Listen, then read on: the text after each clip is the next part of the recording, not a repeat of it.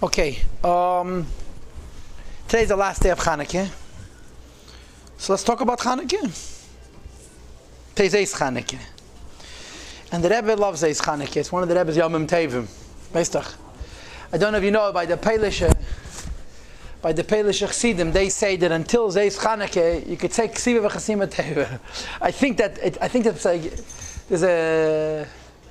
No, I don't think that's true. But there's till the end of Chanukah, the Vinch Mezachona, Aksiva Chasima Teva, have a cousin, a Misnagid, who sent his kids to a Chassidish Cheder. So he told me, I can put up with a lot of Chassidish shtick, but to have a Ksiva Chasima Teva, Chanukah, is a little difficult for me. Anyway, by the Peilish, till Chanukah is Nimshach Tishtei. They say Ksiva Chasima Teva. It's the last day of Chanukah. Zeis Chanukah. The reason it's called Zeis Chanukah, Bepashtus, is because of the Kiryas HaTorah. The way the Kiryas HaTorah of Chanukah works is that on Chanukah we read the Pasha of the Nesiim. Right? What's the Pasha of the Nesiim? That when the Mishkan, which was the first and mobile house of Hashem, was erected, was constructed,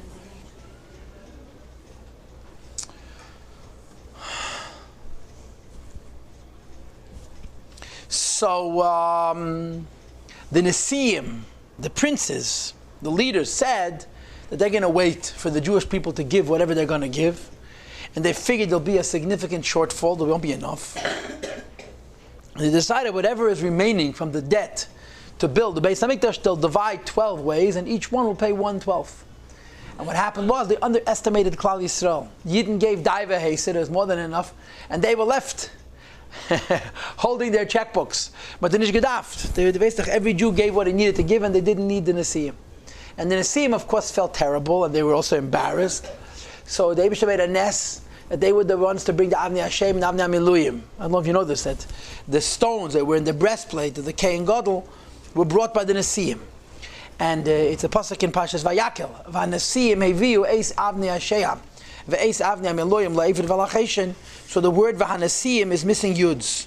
It's spelled Vav, Hey, Nun, Shin, Aleph, Mem. Nesiim usually would be with two yuds. Vav, Hey, Nun, Shin, Yud, Aleph, Yud, Mem. And in Parshas Pekudei, Parshas Vayakel, the word Nesiim is missing, is written with two yuds missing. So if I'm not mistaken, Rashi says the reason, because since they were, so to speak, underestimated Klal Yisrael, and they lost the opportunity to participate in the building of the Beis HaMikdash, so to speak, they're mentioned with a deficiency. They're mentioned missing two yuds. But another explanation for why the word Nesiim is missing Chasa Yudim, because the word Nasi without yuds means the clouds or wind. Because how did they have the stones? Because it came to them in their portion of the mun. Every Jew got every day a shtickle mun, a portion of mun. And by Tzadikim it says it came to the Pesach Beis, didn't have to go anywhere to get it, they just opened up their door and it was waiting for them. So one morning the Nesiim walked out of their tents and there was the stone that was destined to be used for their own tribe. So Nesiim means the clouds brought it to the Nesiim, so the Nesiim could bring it. The bottom line is that because the Nesiim underestimated the love of Yidden for the Eibishter and for the Eibishter's Beis HaMikdash, they ended up without an opportunity to participate in the building of the Beis HaMikdash. So they had to make up for it. So they decided that they're going to be mechanech the Beis HaMikdash.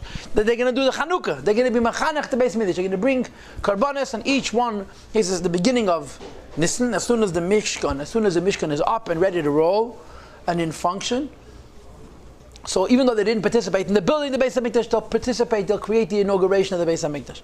And of course a lot of interesting things that happened. The Eibishter said that every day a different Nasi should bring, which meant that on the seventh day, which was yesterday's Kiryas HaTorah, Menashe brought on Shabbos, because the Chedesh Nisan that year was Sunday. Rishon Limei Bereishis, the Maaseh Bereishis. So it was the seventh day of Nisan was Shabbos, which was the Kiryas HaTorah of the seventh day of Chanukah. Yesterday's Kiryas HaTorah. And they brought it also on Shabbos. They also brought Keteiras B'chutz. They brought incense on the outside Beis HaMikdash, outside Mizbech. It's the only time that Keteiras was brought on the outside Beis HaMikdash. And it was not an Aveda because there was no Eish Zorah. I'm not going to go into it at this particular juncture. The details are not important. What is important was they were Mechanech the Beis HaMikdash. They inaugurated, they initiated the Beis HaMikdash. And of course, the way the Maimonides Hasidus explain what's the concept of chinuch. You have in Hasidus, Maimonides, the Middle Rebbe has a sefer called Sha'arei Tshuva. And in Sha'arei Tshuva has a whole section that's called chinuch. I've never learned it, but I know that it exists. What is the process of chinuch al pi Torah? Chinuch is like with a little child. When you start a new process, when you start a new step, when you start a new stage in life, you make a very, very big deal out of it. The Maimonides bring down, for example, when you send the child to school on the first day. So there's a very big ceremony how his parents take him to school or bring him to the bus and then sit in the classroom with him, and they give him prizes and they make such a very big deal and they celebrate the child's courage. And it is very courageous for a little child who spent all of his or her life at home with his mother or her mother now to go off and be in a strange environment with other children and with a strange teacher and so forth. They make a very, very big deal. And the child goes to school, it's a big deal. You prepare him weeks in advance, you're going to go to school, and they try to seem so positive even though the child is frightened. And then when the child comes home on that first day, you make the feast of feasts. The child went to school. And then what happens? A few days pass, the child gets used to life in school, and people forget about it. People forget about it. And to be sure, when the child goes to school on that first day, he doesn't learn very much. He only learns the experience of being in school. I mean, the learning takes place afterwards.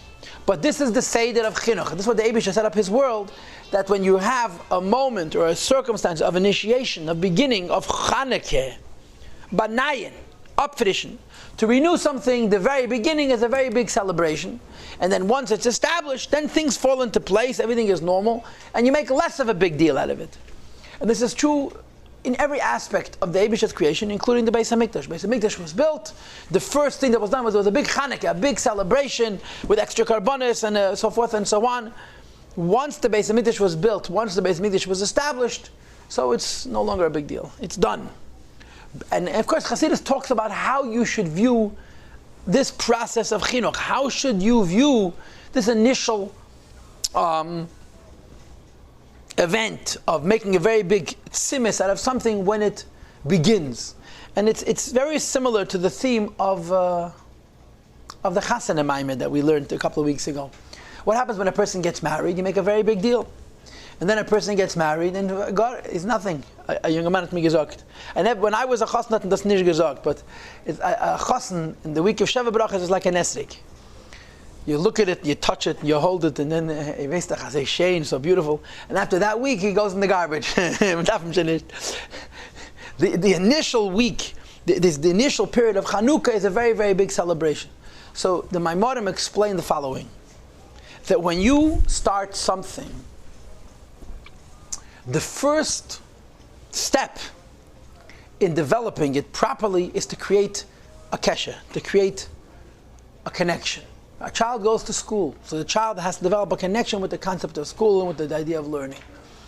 The connection is called, in Chassidus, it's called Yesod, his kashrus, connection. That's to be a connection between a parent and a child, between a teacher and a student, between a husband and a wife and a husband, and so forth. The first step is to create this connection. This connection is not the relationship. It's before the relationship. It sets the stage for the relationship. For there to be a relationship tomorrow, next week, next month, next year, next decade, you have to have an initial event, an initial point of glue, of cohesion or adhesion to create a connection which allows that later on there should be a relationship. A teacher teaches, but before a teacher could teach, there has to be a chemistry between the teacher and the student. A parent's parents, right? Which is parents, right? Parents are not their children's friends. They're their parents' models, or their parents, they're their children's role models, or their children's educators. And part of rearing children is being able to know when you have to do those things that the child considers mean and undesirable, because that's what parenting means. Parenting means leading, not being led, not being nice necessarily. You have to be nice, but not giving the child whatever the child wants. The child shouldn't be frustrated and upset. Child rearing is one of the most difficult jobs in the world, right? The only job more difficult than raising children is what? This is what I tell the girls in Mochon Chanech. The only job more difficult than raising children is being married. And these are the two jobs that you can't go to school for. Finished. They don't teach it. The only place you can learn it is in your own home. In other words, where you grew up. And you hope you have a good model. Anish is God in Chaycha. But in any case, this is how it works. So for parents to rear their children, there has to be a human relationship. There has to be love, there has to be connection. And in that framework, the parents his or her child. And the same is true in education, the same is true in ish v'isha, a husband and a wife. In every relationship, there is first a chitzonius and then a pnimius. And in Maimonides Hasidus, they talk about this. The chemistry, the first step of the connection, which takes place before the relationship actually is in function, this is called chinuch. Lamoshcha. To be mechanech, to set the stage, to create the possibility. And just like when a little child goes to school, the first time the child goes to school, you make such a very big deal out of it. Although the child is not yet learning. The learning is going to start later. But you make a very big deal out of the event of going to school, because before the child can learn, they have to have a connection to a school. The same is true in the Beis HaMikdash. When the Beis HaMikdash was built, the first day or the first days, they brought many, many extra karbanos, and there was a lot of joy and a lot of celebration and a lot of participation of people who later on would go home and live their lives to create the connection between Yidden and the Eibush and the Beis HaMikdash. Once the connection is created, then it goes into a normal cycle, to a normal pattern of regular karbanos, and it's not as exciting and as dynamic, and it's not extraordinary. It's ordinary. It's tadid. It's tamid, as opposed to Einei Tadid and Musaf. It's the ordinary life that transpires in the Beis HaMikdash each day. And this is Chanukah. Chanukah was a circumstance where they made a renewal in the Beis HaMikdash. And the beginning of that renewal was a big shturim. Right? So they had the Chanukah in the Mishkan. You had the Chanukah in the first Beis HaMikdash. You had the Chanukah when they built the second Beis HaMikdash. And you had Chanukah after the second Beis HaMikdash had been desecrated and been repurified. There was another Chanukah. This is the Chanukah that we celebrate. And we talked about the other day, last week, why the Yom Tov is Dafke Chanukah. Why don't we make the Yom Tov out of the fact that the Mishkan was built to the first Beis HaMikdash, the second Beis HaMikdash, which took place in Chedesh Cheshvan? Why do we make the big deal out of Chanukah, Dafke, which is the fourth circumstance, the fourth possibility of being Mechanech, the house of the Eibishter? Because this Chanukah came directly from Yidden. It didn't come from the Eibishter's inspiration. This came from Yiddish Mesiras Nefesh. And the Eibishter participated in the Chanukah. How? He gave them a Shem and Zayizoch. I'm sure you've heard these Teiras many times before. Al Pi Din Teira, they did not need pure oil. Al Pi Alocha, Al Pi Nigla the Teira, they did not need pure oil, because everybody was Tameh. And the din is that a Yachid, an individual, is sent out of the Beis HaMikdash when he's Tameh, but when the whole community is Tameh, or even if the majority is, the community is Tameh, or the Kayanim are Tameh, or the Kalim are Tameh, so you're Makir of Karbanas Betumah. You bring the Karbanas in a state of spiritual uncleanness. So they could have been lighted Shem and Tameh oil, which was not pure, impure oil in the Beis HaMikdash, there would have been no crime. And the Eibishter made the Nes, not because without this Nes they couldn't light the Meneda, but because without this Nes, there wouldn't have been the element of Chanukah, of renewal. Yidden had Mesiras Nefesh. And what were they Mesiras Nefesh for? They were Mesiras Nefesh for Lashkichem Teresecha, Lavidim Echokir Etzenecha. Like the Rebbe says in all the Maimorim, all the Sichos, that the Greeks had no problems with Yiddishkeit. Yiddishkeit is a beautiful culture. It's a very, very interesting way of life. But the idea that it doesn't change, that it always remains the same, that it's stagnant, that it's not evolving, because it comes from a living God, and just like He is eternal, His wisdom is eternal, and His nation is eternal, and His land that He's given to His nation is also eternal. This is what the Greeks had a problem with. What do you mean? It's culture. Culture evolves. People change, societies change, priorities change, civilizations change. The same ritual, no change whatsoever. They couldn't tolerate that. But it's a beautiful culture, Tak. And of course their issue was they wanted to take God out of Yiddishkeit. It's a beautiful idea to light candles. Candles are very beautiful, right? But the idea that it's Teirasecha and Chukecha, that it's the laws of the Eibush, that it's the Teira of the Eibush, that it has to do with serving Hashem, has to do with a connection to Atmos Ensof Baruch Hu, that's a transcendent, that's a higher than reason component, a higher than reason idea. This, the Greeks had a problem with. So Yidden will make a nefesh for the tahara, for the precious, for the purity, and for the removal of Yiddishkeit from the material world. So the Eibishter honored their Mesiras Nefesh for tahara by giving them pure oil, although technically they didn't need pure oil. They could have used ordinary oil. Impure oil would have been more than adequate for those 8 days until they were able to get pure oil.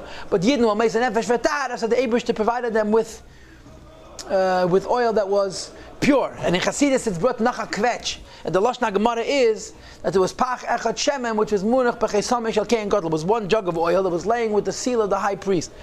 This is a detail which we all know about, and we ein ish samalev.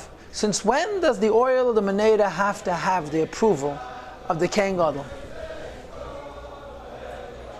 There was a special factory, there was a special chamber in the Beis Hamikdash called Lishkas Hashmanim, where they prepared oil for the menorah and for the menachos, and there were a group of kohanim, and there was a whole office with an executive secretary and an assistant and so forth, who were in charge of preparing the oil. The kohen gadol was not directly involved.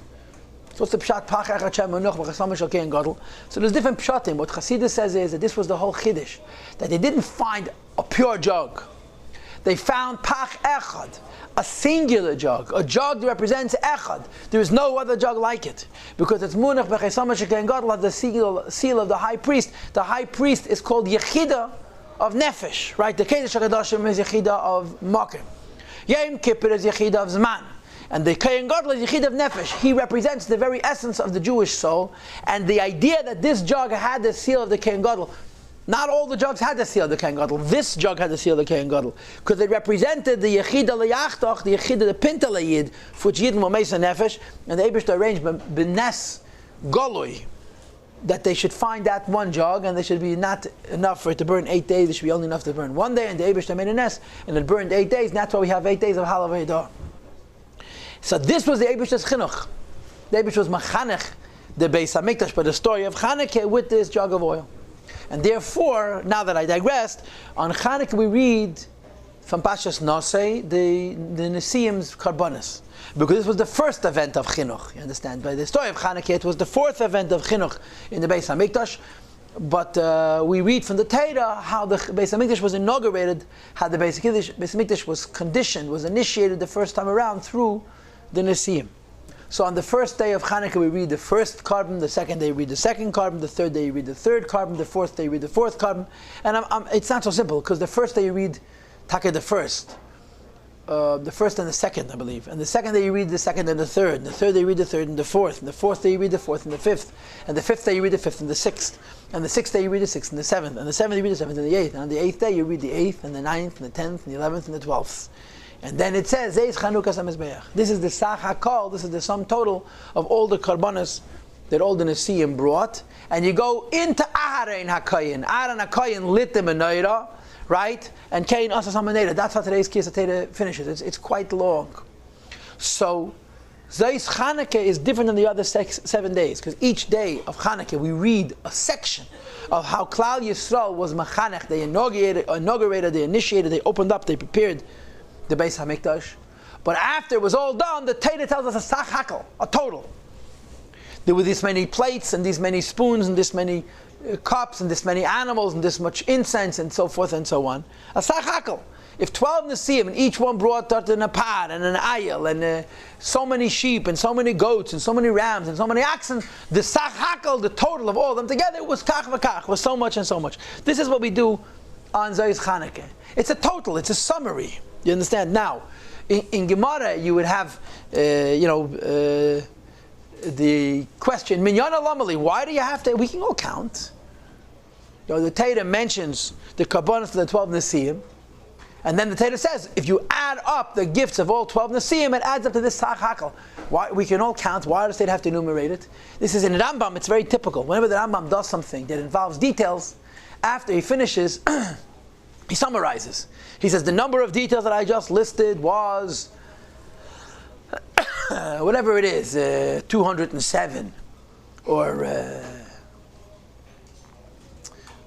70, and he'll go through them by numbers, 1, 2, 3. He'll go through all the ones that he listed before in his sefer to give you a sach hakel, a summary. Everything that Rambam does is he summarizes it with numbers and with short phrases that makes it easy to remember. But that's not the style of the Chumash. The Chumash doesn't do summaries. In this case, the Torah does a summary. The summary of all of the gifts that the karbonos, that the Nesiim brought to initiate the Beis Hamikdash was so much. ZOS CHANUKA. This whole total of the karbonos, of the gifts that were brought for the first 12 days of Nisan, this adds up to this so much and so much. This was the Chanukah of the Beis Hamikdash. And of course, what Chassidus explains is that the Torah gives us a sach hakel, the Torah gives us a summary, not because we don't know how to count. You don't need much of a calculator to figure these numbers out. They're not very, very huge numbers. The Torah gives us a sach hakel to give us a summary for a variety of reasons. And one of the reasons is because the sach hakel, the summary, the total, is more than the collection of its parts. In other words, every day, every Nasi brought a gift. The first day was Yehuda, the second day was Yisachar, the third day was Zvulun, the fourth day was Reuven, the fifth day was Shimon, the sixth day was Gad, right? The seventh day was Menashe, and the eighth day was Ephraim today, and the ninth day is Binyamin. And then you have Dan was the 10th day, Asher was the 11th day, Naphtali was the 12th day. Hello. So each one of the 12 Nesiim brought a gift. ZOS CHANUKA, the Mizbeach says that after all 12 Nesiim brought their gifts, now you have a sach hakel. It's been completed. And when each one brings his or her gifts, and the gifts are completed, the total, the sach hakel, is more than the parts which contributed to the total. Even though, in other words, even though mathematically, when you read the Chumash gives us the amount of matanis that all 12 Nesiim brought, and the mathematics stimmt, the mathematics, it fits, it's 12 times what each one gave, okay? But the idea of ZOS CHANUKA is that it's a sum total that has more than the individual parts. In other words, one Shevet gives a carbon is one thing. A second Shevet gives a carbon is a second thing. All 12 Shvatim together give a carbon, it's more than 12 Shvatim giving a carbon. It's like a 13th idea. It's something which is above all of the 12. That's the content of a sach hakel. The Torah finishes all the carbonas, says this is the end. Or to say it in simple words, the last day of Chanukah is not the last day of Chanukah. The last day of Chanukah encompasses the whole Chanukah. All 8 days of Chanukah are found in the last day. ZOS Chanukah today completes all of the Inyanim of Chanukah. Everything that you're supposed to do on Chanukah is culminated in today. Or to use a typical Rebbe form, whatever we didn't do on Chanukah that we should have done. And of course, the number one theme of Chanukah that the Rebbe always focuses on is the idea of Ma'ilin Ba'Kedesh.